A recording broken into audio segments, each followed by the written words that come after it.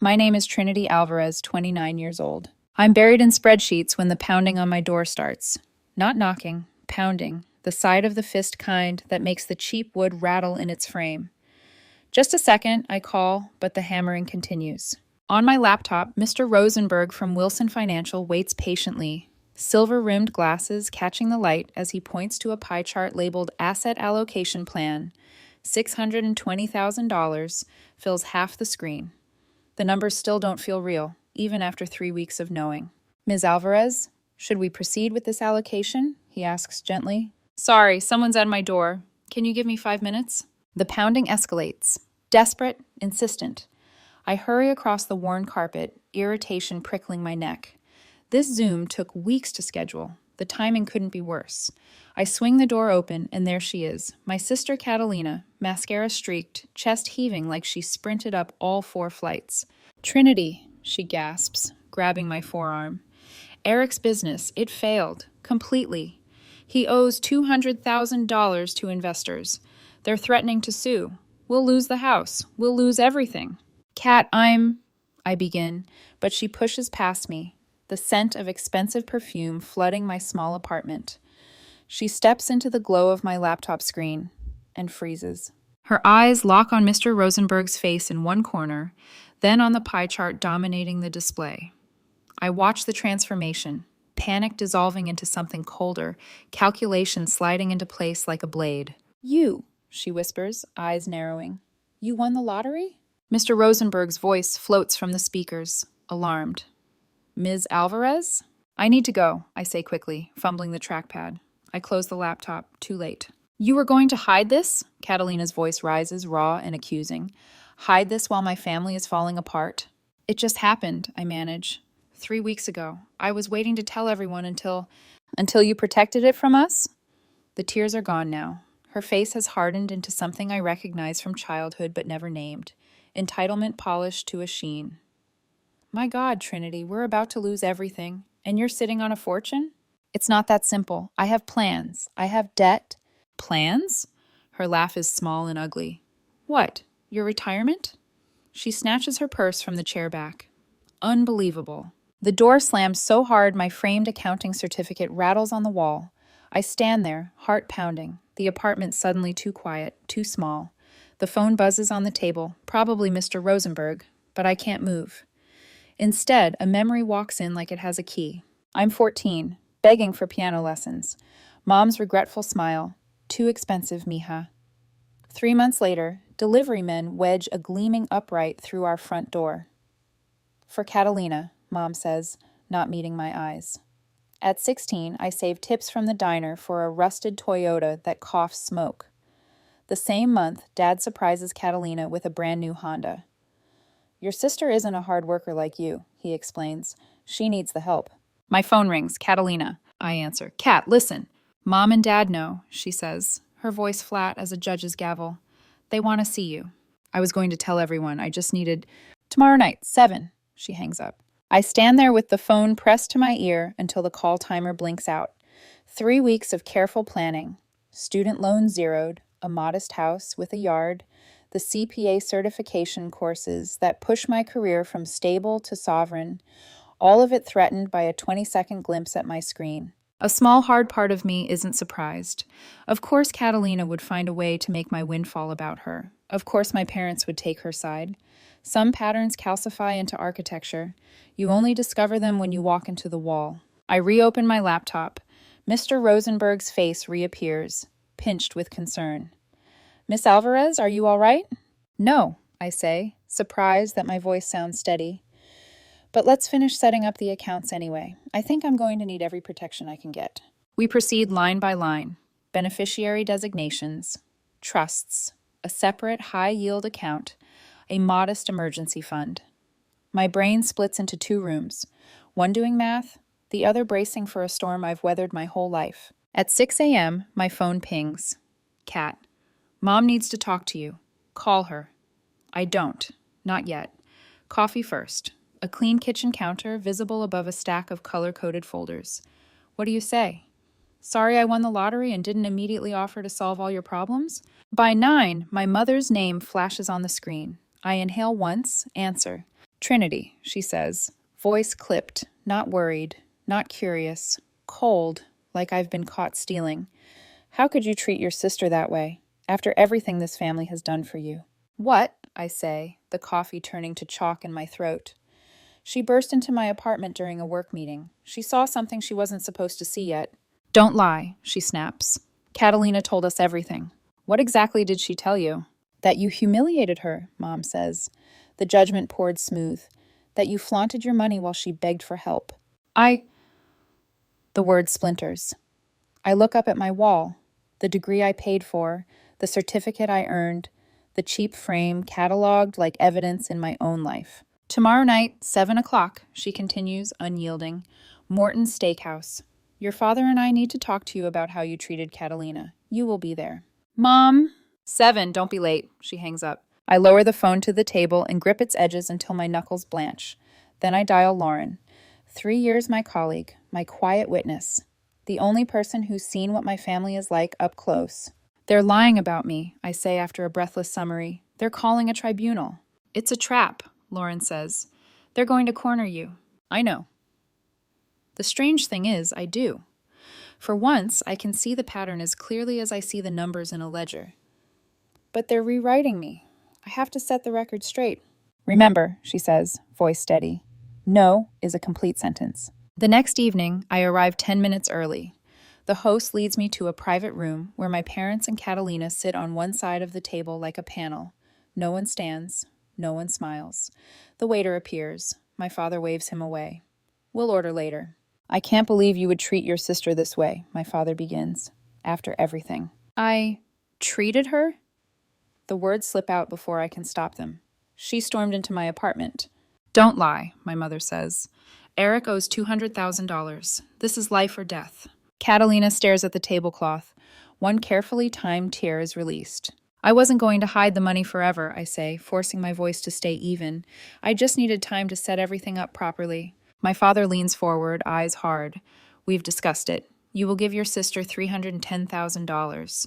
Half for you, half for her. She'll pay the debt and start over. That's what's fair. I stare at him. Half my money. Just like that. As if my lottery win is a family resource, not mine. As if I have no right to my own future. Fair? The word tastes like rust. It's my money. I have a plan. A plan? My mother scoffs. What plan could be more important than saving your sister's family? There it is. The old math. Your life is a ledger we can balance against her mistakes. I open my mouth to explain the loans, the certification, the down payment, but stop. They don't care. They never have. Either you agree to split it, my father says, voice lowering to something dangerous, or you are no longer our daughter. Don't come back. The ultimatum lands with a dull thud. Not a conversation. A demand with a threat attached. Something inside me finally, quietly, breaks. Or maybe it clicks into place. I stand. I take out my wallet. I lay 5 20s on the table, smooth and slow. For my part of the meal, I say. I used to think I was just an outsider in this family. Thank you for officially confirming it. Catalina's head snaps up. Shock cracks her perfect staging. My mother opens her mouth and finds no words. My father's face darkens. I turn and walk toward the door. Trinity, my mother shrills. Don't you dare walk out. But I already have. Outside, the air is cool against my face. My hands are shaking, but my mind is crystalline. For the first time in my life, I chose myself over their approval. Freedom feels like loss and relief layered together. In the car, my phone buzzes. I silence it without looking. Mr. Rosenberg's pie chart returns to my mind. Protections. Walls. Gates. The difference between a family and a financial threat is paperwork, signed and enforced. Back at the apartment, the buzzing doesn't stop. By morning, it's an avalanche. Aunts, uncles, cousins, ungrateful, selfish, heartless, and finally my father. You're embarrassing this family. You think we'll just let this go? You'll regret this. I stare at the text until the meaning burns away and only the shape of the letters remains. Then I call Lauren. They won't stop, I say. Everyone. Dad just threatened me. What exactly did he say? I read the message. She's quiet long enough for me to hear the hum of my refrigerator. That's not a father, she says. That's an extortionist. If you give them anything, you'll be their bank forever. I press my palms to my eyes until stars pop behind my lids. Maybe I should wire something half, just to make it stop. Trinity, she says softly, with steel underneath. No. When we hang up, I stand in the center of my small life and look at it like a blueprint. Then I move. New email address. 17 numbers blocked. I call my landlord. I need to break my lease. I'll pay the penalty. Do you have an unlisted vacancy? West side, if possible. She does. I take it. I pull the suitcase from the closet. I haul storage bins from under the bed. I fold shirts, pants, sweaters, each movement precise, intentional. I am not running away. I am making a strategic retreat. 4 days later, tape squeals over cardboard. That's when the pounding starts again. Not knocking. Pounding. Trinity, Catalina's voice, shrill and ragged. I know you're in there. Open this door right now. I lower a framed photo of Lauren and me into a box. I don't move. You're a coward, she screams, voice breaking. You're destroying this family. Dad had to take money from their retirement. They're going to lose the house because of you. I tape the box shut. The sound is startlingly loud in the quiet. Her sobbing softens, then fades. When I finally check the peephole, the hallway is empty. In the silence she leaves behind, I make a decision. I'm not just moving, I'm upgrading my entire life. At 7, the doorbell rings. Lauren stands there with a pizza and a roll of packing tape. Reinforcement, she says, shouldering inside. She eyes the red final notice stamps on my utility bills. Good, you're scorching the earth. We eat cross-legged on the floor. She nods at my open spreadsheet. What's that? My original plan, I say. I'm executing it. She leans over. 65% invested. 10% debt CPA fees. 20% down payment. 5% emergency. Very Trinity, she says. My family thinks I'm hiding, I say, closing the laptop. I'm building. I pull up the CPA exam registration. Type my name, my card number. The fee is a number I used to fear. Now it's a line item in a plan. Submit. Confirmation. A quiet thrill. They can burn through threats. I'm done paying attention. I have work to do. Morton's Steakhouse was all dark wood and low lighting, the kind of place where serious people made serious decisions. The air smelled faintly of bourbon, butter, and money. It was exactly the stage my parents would choose for a performance like this. When the host led me to the back, I already knew what I'd find. They were seated in a straight line on one side of the table, my mother, father, and Catalina, like a tribunal waiting for a confession. Not one of them stood when I walked in. Sit down, my father said, gesturing toward the lone chair opposite them. I did, slowly, carefully, like someone approaching a firing squad. The waiter appeared, smiling politely, but my father waved him away. We'll order later. The silence that followed was thick, theatrical. Then my father spoke. I can't believe you would treat your sister this way. I treated her, I said before I could stop myself. She stormed into my apartment in the middle of a meeting. Don't lie, my mother cut in, her tone soft and venomous. Catalina told us everything. Eric's business is collapsing. Investors are threatening to sue. She came to you for help, and you flaunted your money instead. Mom, that's not... Stop! My father's hand hit the table, hard enough to make the silverware jump. We've discussed it. You'll give your sister $310,000. Half for you, half for her. That's what's fair. For a moment, I thought I'd misheard. Half. They were slicing my future down the middle like it was a pie on Thanksgiving, and I was supposed to hand over the bigger piece without protest. It's my money, I said quietly. I worked for years before this. I have a plan. A plan? My mother scoffed. What plan could be more important than saving your sister's family? Her voice carried the same tone it always had. Reasonable, condescending, final. Catalina dabbed at her eyes with a napkin, one perfect tear sliding down her cheek. I didn't want to ask, she whispered, but Eric's health is deteriorating from the stress. He hasn't slept in weeks. The act was flawless. She didn't even look at me when she spoke. I'm not saying no forever, I tried, even though I knew it wouldn't matter. But I need time. Time to handle my debts, to plan properly. I'm not your emergency fund. My father leaned forward, his jaw tight. If you don't help her, don't bother calling us again. Don't show up for birthdays, holidays, funerals. You'll no longer be our daughter. There it was. The ultimatum. Not love, not compassion. A contract with an escape clause. I looked at them, the family I had spent my life trying to please, and realized I'd never been part of them in the way I thought. I wasn't a daughter or a sister. I was a resource. Something inside me went very still. I reached into my purse, pulled out my wallet, and counted 5 $20 bills. I placed them neatly in the center of the table. For my part of the meal, I said. My mother blinked. What is this? I used to think I was just an outsider in this family, I said. Thank you for confirming it. I stood, my chair scraping against the floor. Catalina looked up then, eyes wide with disbelief, as if I'd broken character in a play we'd all been rehearsing since birth. Trinity, don't you dare walk out, my mother began, but I was already moving. I didn't look back. Outside, the night air was sharp, cutting. My hands shook as I walked to my car, but it wasn't fear. It was adrenaline, clarity, the kind that comes right before you stop drowning. When I got home, I turned off my phone. The quiet was immediate, absolute. By morning, it was over. Or at least it should have been. But silence doesn't last long in my family. By noon, my voicemail was full. Uncle Richard. Trinity, this isn't like you. Your sister's in crisis. How can you be so selfish? Aunt Patricia. Ungrateful girl. After everything your parents sacrificed. Dad, you're embarrassing this family. You think we'll just let this go? You'll regret this. Each word landed like a small, dull hammer against the walls I was trying to build. By day 2, the messages multiplied. Texts, voicemails, Facebook tags. My name became a family pastime. My story, rewritten in real time. I sat on my couch that night, phone buzzing relentlessly beside me, staring at the ceiling until the pattern finally came into focus. It had always been this way. When Catalina crashed her car in college, I was the one who worked extra shifts to cover the insurance deductible. When Dad forgot to pay his taxes one year, I filed everything quietly, without a word. When Mom needed help with her medical bills, I emptied my savings and told her it was a gift.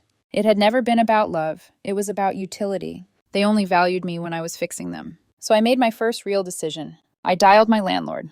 Miss Reynolds, this is Trinity Alvarez from 4B. I need to break my lease. That'll be a 3-month penalty, she said. Are you sure? Yes, I said. And do you have any unlisted vacancies? Preferably on the west side. She paused. We have 1 unit. Just became available yesterday. I'll take it. By midnight, I had half my apartment in boxes.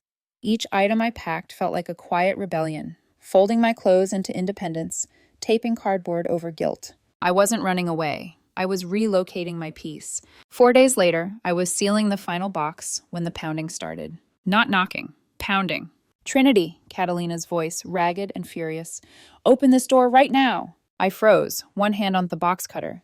You're a coward, she shouted. You're destroying this family. Dad had to take money from their retirement for us, because of you. My hand stilled. Retirement. I pressed my palms against the countertop, forcing myself to breathe. They're going to lose the house, she cried, her voice cracked, turning soft, manipulative. Please, I'm begging you. The sobbing that followed was real enough to scrape at me, but I stayed still, my shadow motionless against the door. When the crying stopped, the silence that followed was heavier than anything she could have said. An hour later, she was gone. I walked to the peephole, half expecting her to still be there, but the hallway was empty. I closed my eyes, exhaled, and whispered to no one, I'm done. The next morning, I called Lauren. She answered on the first ring. Hey, you okay? I'm moving, I said. There was a pause, then a quiet, satisfied hum. Good. Burn the bridge. Build your own house. 2 days later, she showed up at my door with pizza and a roll of packing tape. Reinforcements, she said, tossing the tape onto a half-packed box. And carbs. We sat cross-legged on the floor, eating straight from the box, the silence between us companionable. She pointed at my laptop, open on the coffee table. What's that? My plan. Of course it is. On the screen, a spreadsheet glowed with precision. 65% invested, 10% debt plus CPA fees, 20% home down payment, 5% emergency fund. Lauren whistled. That's terrifyingly organized. My family thinks I'm hiding, I said. They don't understand. I'm building. When she left that night, I registered for the CPA exam. The fee was steep, but I pressed submit without hesitation. The confirmation page appeared, black letters against white. For the first time in my life, I wasn't solving their problems. I was investing in mine. 2 weeks later, the last box was unpacked in my new apartment, a small, sunlit studio on the west side with creaky floors, a slanted ceiling, and blessed, absolute silence. No family photos, no old mail, no ghosts. Just me, a laptop, and a single air mattress on the floor. I brewed my own coffee that first morning and stood barefoot by the window, looking out at the city, waking up below me. The sunrise hit the neighboring buildings like copper. Somewhere in the distance, sirens wailed, but here, inside these four walls, it felt like peace. It didn't matter that my back ached from sleeping on plastic or that my life was stacked in cardboard. For the first time in years, the silence didn't feel lonely. It felt earned. By the end of that week, I had my new mailing address on every account, new passwords, a new phone number, and a brand new email. My phone stayed blessedly still. When I did think of my family, it was in flashes. My father's clenched jaw, my mother's disapproving stare, Catalina's practiced tears. They'd all vanish the moment I'd stopped feeding them. Parasites without a host. Lauren checked in daily, mostly to make sure I was eating and not slipping into the quiet too far. "You good?" she asked one night over the phone. "I'm better than good," I said. "I'm invisible." She laughed softly. "Scorched earth looks good on you." "It's the only way anything new grows," I said. And I meant it. The days began to settle into rhythm. I worked, studied, and built structure out of the rubble they left behind. My evenings were for CPA prep. Stacks of textbooks, practice exams, highlighted notes bleeding yellow across dense pages of tax law. I studied until my eyes burned. Some nights I'd wake at 2 a.m. and go over formulas again, the way soldiers clean their weapons, even when there's no battle. If I stopped moving, I might start remembering. The exam fee had dented my savings, but my investments were stable. The emergency fund untouched. The spreadsheet, my compass, never lied. Lauren dropped by on weekends, armed with Thai takeout and her own brand of tough love. "Trin," she said one Saturday, kicking off her shoes, "you realize you've turned your breakdown into a business plan." I smiled without looking up from my notes. "Every crisis has a return on investment." "Still an accountant, even in therapy," she teased. "What's next after you pass?" "A house," I said. "Something small, with a porch, and soil that's mine." Lauren leaned back, smirking. "You're going to plant something, aren't you?" I didn't answer. She already knew. The CPA exam arrived with spring rain streaking my windshield. Inside the testing center, the air smelled of coffee and nervous sweat. A dozen other test takers sat hunched over keyboards, faces lit by cold screens. I took my seat. The cursor blinked at me, waiting. 4 hours later, when the proctor said, "Time," my head throbbed and my fingers were stiff. I walked outside into the drizzle, the air cool against my skin. I had no idea if I'd passed, but for the first time in months, I didn't care about the outcome. I'd done this on my own. No family to sabotage me, no chaos to fix, just me and the work. And that was enough. 6 weeks later, I came home to find the email sitting in my inbox like a quiet miracle. Subject: CPA examination results. My hands trembled as I clicked it open. "Congratulations, Trinity Alvarez. You have successfully passed all sections of the uniform CPA examination." I stared at the screen, my mouth dry. Then, for the first time in a long while, I laughed. A real, disbelieving laugh that shook loose everything I'd been holding inside.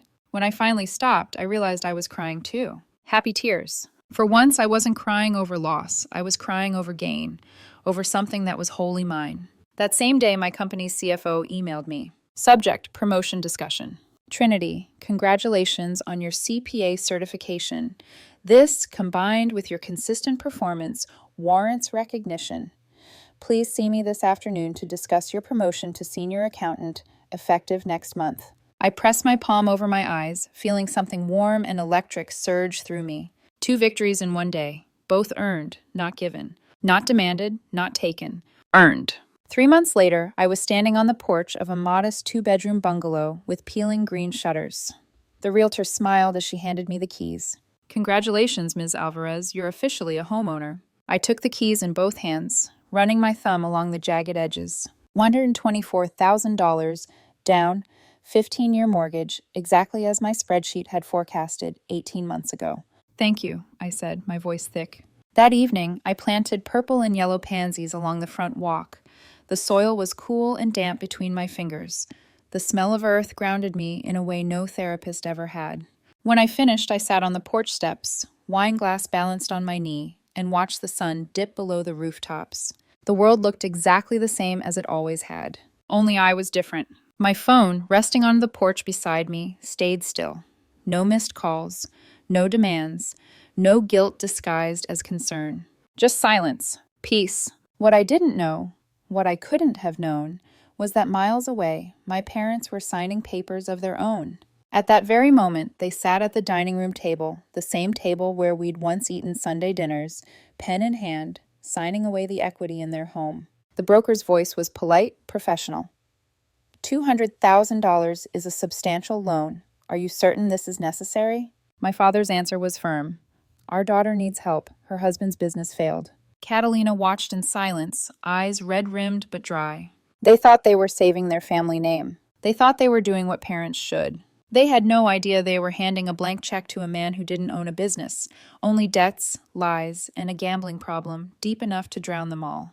And while they were writing their signatures into ruin, I was sitting on my porch, touching the fresh petals of my new garden, completely unaware that the same family who had exiled me was about to implode under the weight of their own loyalty. Freedom, I was learning, sometimes meant not knowing what others were doing behind closed doors. Because for the first time in my life, their decisions were no longer mine to fix. And that was the truest kind of peace there is. The day my parents signed away their home equity, I was at my new job, sitting in my office with sunlight spilling over a stack of financial reports. I didn't know what they were doing, and for the first time in my life, I wouldn't have changed a thing even if I had. Because for once, their crisis wasn't my responsibility. But across town, in the same dining room where I'd been disowned, a different kind of math was unfolding. A broker from First Horizon sat at the head of the table, papers neatly arranged. You understand, he said gently. You'll be borrowing against your home. The total is $200,000. Payments start next quarter. We understand, my father said, signing his name in neat practice strokes. My mother followed, her hand trembling slightly. We're helping our daughter, she said, as if the phrase could sanctify the transaction. Catalina's husband is going through a difficult time, my father added. Eric's business was supposed to take off by now. He just needs a bridge. The broker nodded, unaware that he was witnessing the first line of a slow financial obituary. 2 weeks later, Eric sat alone in his car, the check folded in his pocket. He stared at the numbers, $200,000, like it might rewrite his sins. He didn't drive to a bank or an office. He didn't drive to a meeting with investors.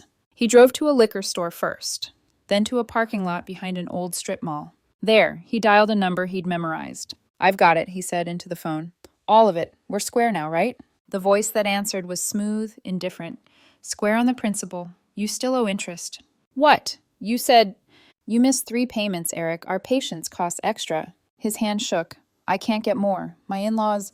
The man on the line laughed, sharp and humorless. That's not our problem. 30 days.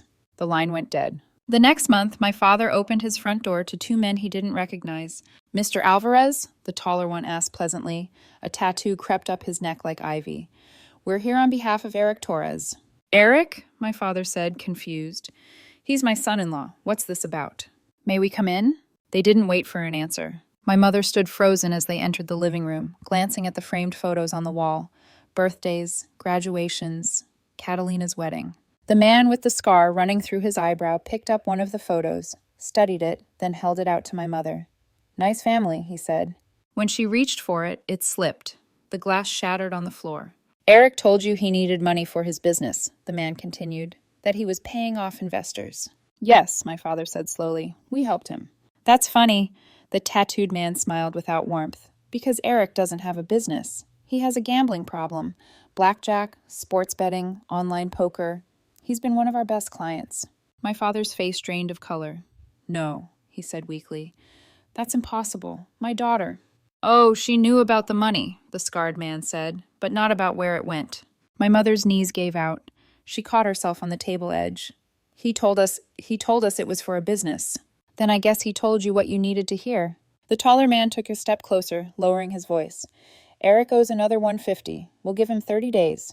After that, we start collecting wherever there's equity left. Understand?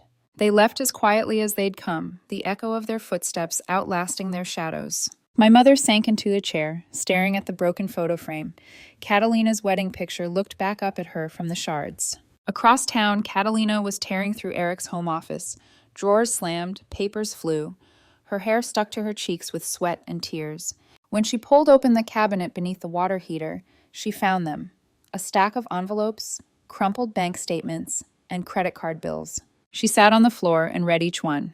Casino ATM withdrawals, cash advances, personal loans signed in her name. Her name. The betrayal landed like a physical blow. That night, she sat at the kitchen table while her children slept upstairs. Divorce papers lay before her, each page flagged for signature. Her pen moved slowly, deliberately. When the last signature was done, she exhaled for the first time in months. In another life, I might have been there to help her figure out the logistics, to watch the kids, to calculate settlement options, to clean up the mess. But this version of me was busy watering pansies in front of my new house, coffee mug warm in my hand. While my sister's life fell apart in the house she'd once called perfect, mine was finally beginning to take shape. By the time the next email arrived, I was reviewing quarterly reports at work, humming quietly to myself. From Teresa Alvarez. Subject, please read. Your father and I took out a home equity loan to help Eric and Catalina. We thought we were saving the business. We were wrong. It wasn't business, it was gambling. Loan sharks came to our house. We've lost our savings. Catalina filed for divorce. We're not asking for money. We just want to talk. The words blurred on the screen. For a moment, I couldn't move. Loan sharks, gambling, savings gone. I closed my eyes, not because I pitied them, though some part of me did, but because this was the ending I'd seen coming and couldn't stop. They'd made me the villain for refusing to pay their debts. Then they paid those same debts themselves, willingly walking into the trap I had escaped. The math was perfect. Tragic, but perfect. The phone on my desk vibrated. Lauren's name. I didn't pick up. She left a voicemail, cheerful and oblivious. Hey, you've got that big review with Hannigan today, right? Knock it out of the park. Drinks later to celebrate? I stared at my monitor. My fingers hovered over the keyboard before typing 6 words into a reply to my mother. Café Brûlée. Tomorrow. 12:30. My lunch break. No apology, no comfort, just an appointment. When I hit send, my chest tightened, not with fear, but with something like resolve. The next morning, I dressed with precision. Charcoal skirt, white blouse, the forest green blazer I'd bought to celebrate my promotion. The woman in the mirror looked composed, unbothered, and expensive. The woman they had banished would have cried. This one planned meetings. Café Brûlée sat between a used bookstore and a bakery that smelled like cinnamon. I arrived 10 minutes early, took the table near the window, and ordered coffee, black, no sugar. At exactly 12:30, they arrived. My parents looked smaller than I remembered. My father's shoulders slumped. My mother's eyes darted nervously around the room. Trinity, my father said softly, thank you for meeting us. They sat, hands fidgeting around their water glasses. How have you been? My mother asked, voice trembling like a wire. Good, I said simply. Passed my CPA, promoted, bought a house. Congratulations, my father said, the word small. Silence stretched until it felt like punishment. Then he said it. We were wrong. His voice cracked. We believed what we wanted to believe. We thought we were saving family. We've lost everything. My mother's eyes brimmed with tears. We didn't know, Trinity. We didn't know. The bell above the cafe door chimed. Catalina walked in. She looked different. No makeup, plain clothes, hair pulled back. Her expression wasn't desperate this time. It was clear. I was jealous, Hame, she said as soon as she sat down. I wanted to be you, strong, certain.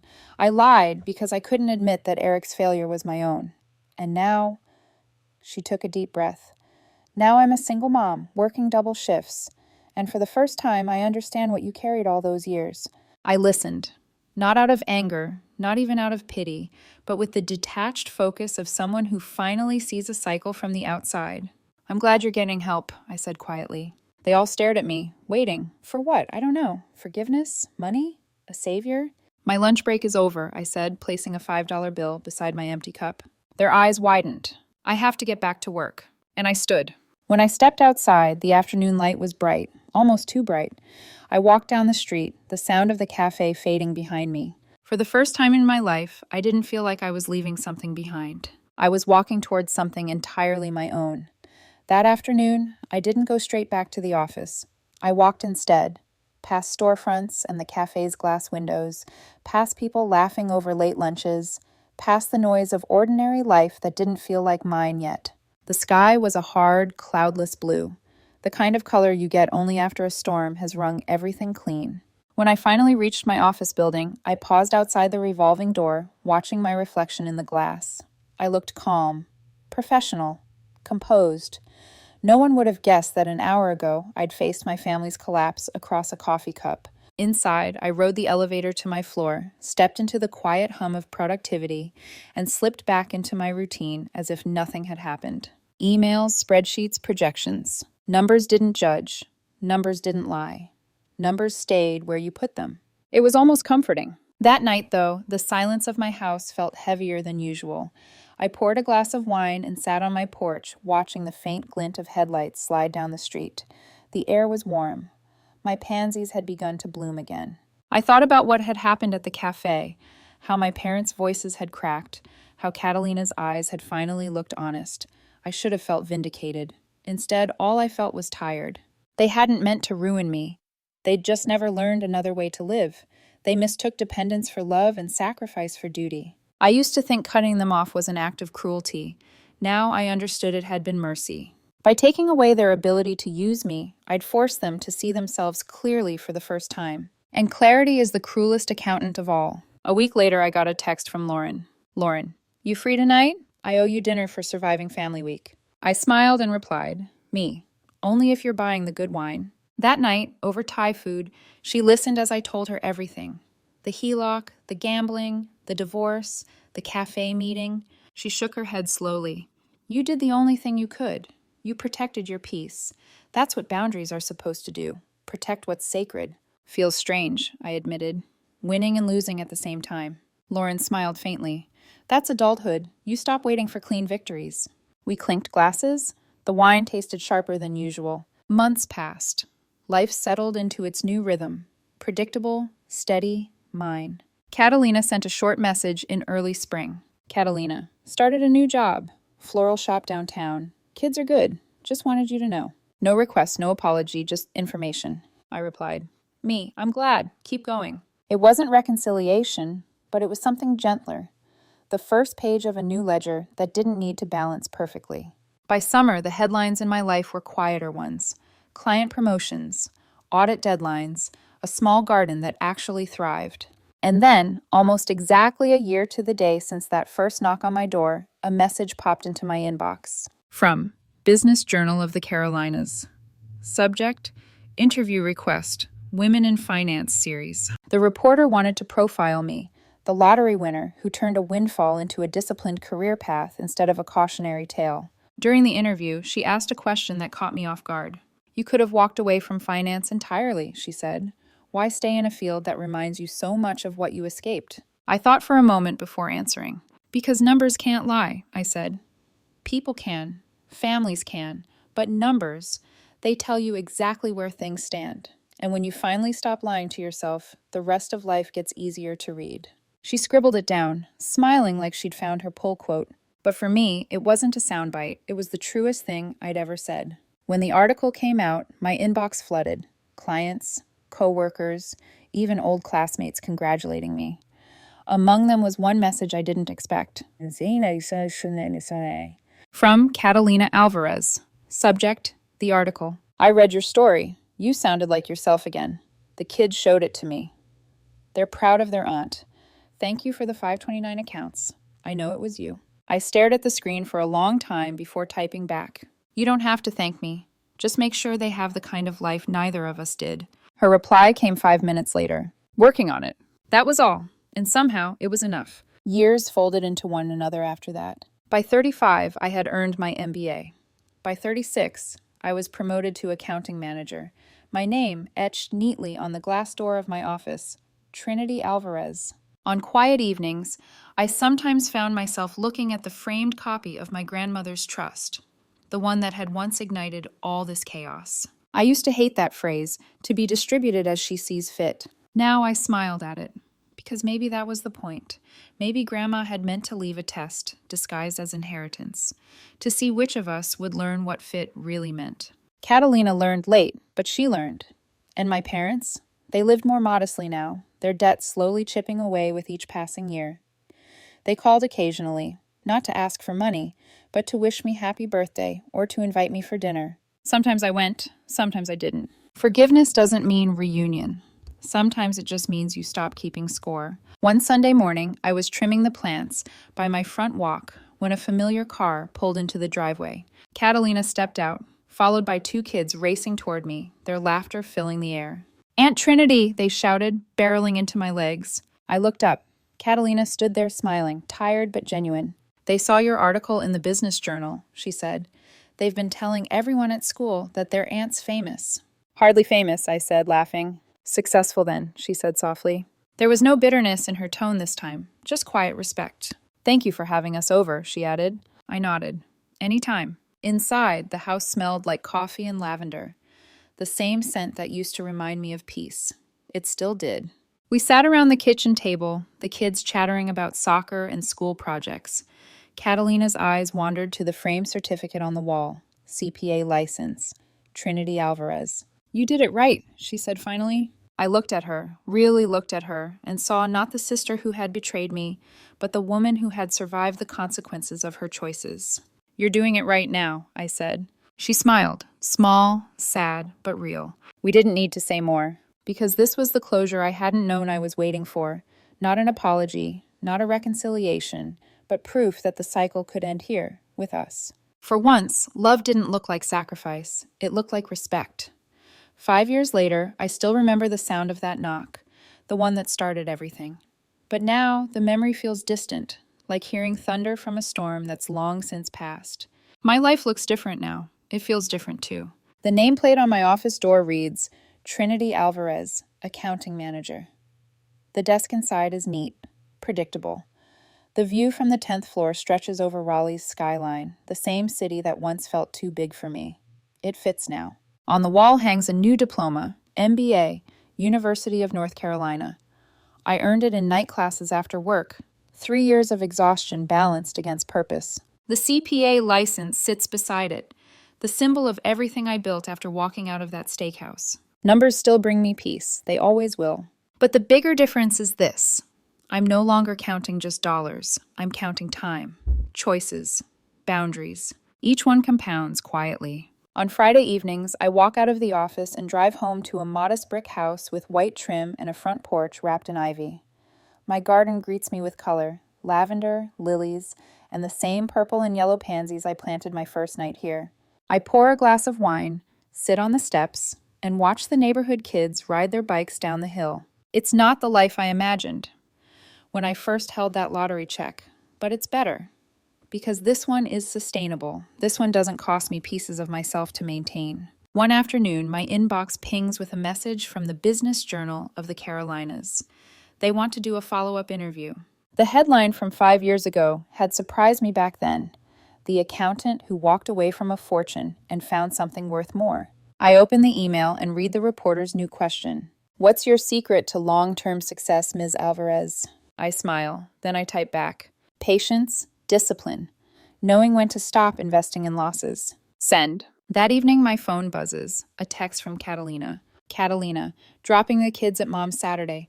Want to bring them by Sunday for lunch? They've been asking about Aunt Trinity. I stare at the message for a moment before replying. Me, 12:30. Tell them I'm making pancakes. 5 years ago, those words would have filled me with anxiety. Now, they feel ordinary. And that's the miracle. Sunday comes bright and warm.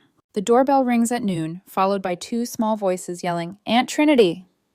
I open the door, and my niece and nephew launch into my arms. Taller now, louder, but still full of the kind of love that doesn't carry a debt. Catalina stands behind them, smiling. Her face is lined with fatigue, but softened by peace. She works full-time now at a floral shop on Hawthorne, arranging blossoms instead of excuses. They saw your feature in the Business Journal, she says. They told everyone at school that their aunt's famous. Hardly famous, I laugh, ushering them inside. Just busy. We eat pancakes at my kitchen table, the same table I bought secondhand and refinished myself. The smell of syrup fills the air. The kids chatter about school, and for once, Catalina doesn't interrupt. She listens. When they finish eating, they race outside to chase butterflies through the yard. Catalina watches them from the window for a long moment. Then she turns to me. You were right, you know. About what? About money, about boundaries, about everything. Her eyes meet mine. There's no pride left there, only honesty. You did it right. I made every mistake you warned me about. And you still found a way to help me, just not the way I wanted. I don't answer at first. The air between us is still, heavy with old ghosts. Finally, I say, sometimes you have to let people fall before they can learn to stand. You learned. She nods slowly. I did. Outside, the kids' laughter drifts through the window like wind chimes. Catalina takes a deep breath. Thank you for what you've done for them. I raise an eyebrow. What I've done? She smiles faintly. The 529 accounts. I know it was you. I look down at my coffee cup. You don't have to thank me. Just make sure they grow up knowing that money's a tool, not a leash. I will. Her voice is quiet but steady. That night, after they leave, I sit on the porch again with my laptop open. The screen glows softly in the dark. My financial dashboard fills the screen. Investments, savings, house equity, and one smaller account tucked in the corner. Alvarez Children 529 Plan. Each month, $1,000 automatically deposits, $500 for each child. It's not charity, it's continuity. A chance to rewrite the next generation's balance sheet. Because some legacies don't come from what you keep. They come from what you choose not to repeat. When I close the laptop, the garden hums with crickets. The air smells of earth and rain. I think of Grandma Madeline, the woman whose will started all of this, whose simple phrase, as she sees fit, gave my mother too much power and me, eventually, my own. I wonder if she'd meant it that way. Maybe she'd known that one of us would have to break the pattern eventually. And maybe, without realizing it, I was the one who did. As the night deepens, I glance toward the framed certificate hanging by my door. Trinity Alvarez, CPA. Below it, another frame, newer, MBA, class of 2023. 2 pieces of paper, 2 stories of self-worth that no one can take away. I pick up my camera from the side table and step into the yard. The kids' footprints are still visible in the damp grass. The flowers nod gently in the breeze. The porch light paints everything gold. Through the lens, the house looks smaller, almost fragile, but perfect. I focus, adjust the aperture, and press the shutter. Click. The flash catches the curve of the windows, the faint shimmer of rain on the petals, and the empty chair on the porch where I'd sat for years, learning how to be alone. Now it isn't empty. It's waiting. For the next morning, for coffee, for sunlight, for whatever comes next. I lower the camera and smile. Some investments pay dividends in dollars, others in peace. Mine finally does both. And for the first time, I know what it feels like to be rich.